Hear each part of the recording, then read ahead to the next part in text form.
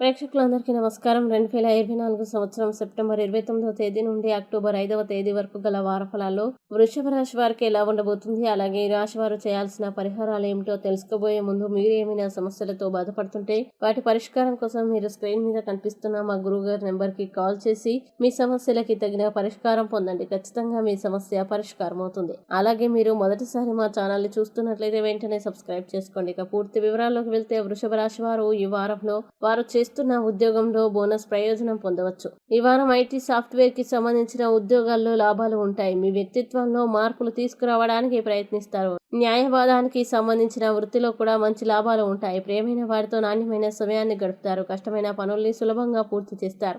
అవివాహితుల వివాహాలు స్థిరపడతాయి. వ్యాపార పర్యటనకు అవకాశాలు ఉన్నాయి. రహస్య విషయాలను అధ్యయనం చేయడానికి ఆసక్తి చూపుతారు. సామాజిక ప్రతిష్టత పెరుగుతుంది. పెండింగ్ లో ఉన్న ప్రమోషన్ విషయాలు ఈ వారంలో రావచ్చు. ఆది శుక్రవారాలు మంచి రోజులుగా మారతాయి. అయితే కుటుంబ సభ్యుల మద్దతు లేకపోవడం వల్ల మీరు బాధపడతారు. కార్యాలయంలో మీకు ఫిర్యాదు ఉండవచ్చు. మీ మనస్సుపై ఎక్కువ ఒత్తిడి తీసుకోకండి. ప్రత్యర్థులు మీ గౌరవాన్ని ప్రభావితం చేయడానికి ప్రయత్నిస్తారు. మీరు విన్నది నమ్మవద్దు. గత పొరపాట్లు మీపై భారంగా ఉండవచ్చు. ఎవరిపైన అతిగా ఆధారపడవద్దు. మనస్సులో స్థిరత్వం తగ్గుతుంది. శత్రువులు అకస్మాత్తుగా చురుగ్గా మారవచ్చు.